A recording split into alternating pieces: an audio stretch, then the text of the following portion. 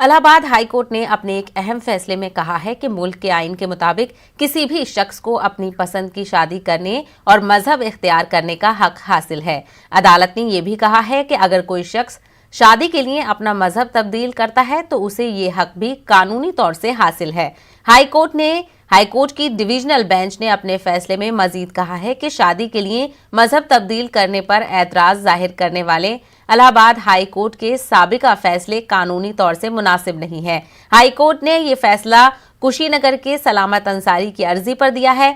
वाज़ेह रहे कि सलामत अंसारी ने 19 अगस्त 2019 को प्रियंका नाम की एक लड़की से इस्लामी रिवायत के मुताबिक शादी की थी। निकाह के बाद प्रियंका ने अपना नाम आलिया रख लिया था। इस शादी के खिलाफ प्रियंका के वालिद ने सलामत अंसारी के खिलाफ अगवा और पॉक्सो एक्ट के तहत FIR दर्ज करवाई थी। सलामत अंसारी ने इस FIR को इलाहाबाद हाई कोर्ट में चैलेंज किया था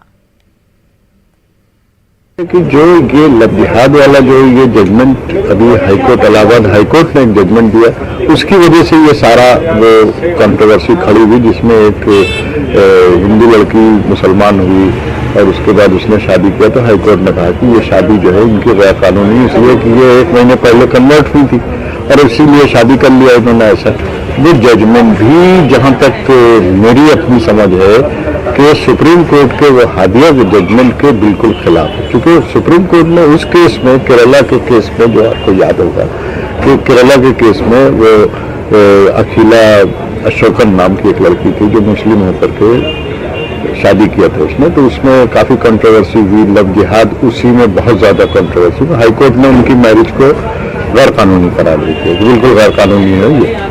उसके अगेंस्ट ये लोग सुप्रीम कोर्ट आए। सुप्रीम कोर्ट ने अपने जजमेंट में हाईकोर्ट का जजमेंट ही नहीं सेटिसाइड किया, बल्कि उनकी मैरिज को रेस्टोर किया। साथ ही साथ ये होल्ड किया कि कोई भी 2 मेजर लोग जो बालिग हैं उनको पूरा हक है कि वो अपना पार्टनर चुने और साथ ही साथ अपना रिलीजन भी चुने। तो अगर पार्टनर और रिलीजन वो एक साथ साइमल्टेनियसली चुनते हैं तो ये गैर कानूनी बात नहीं है।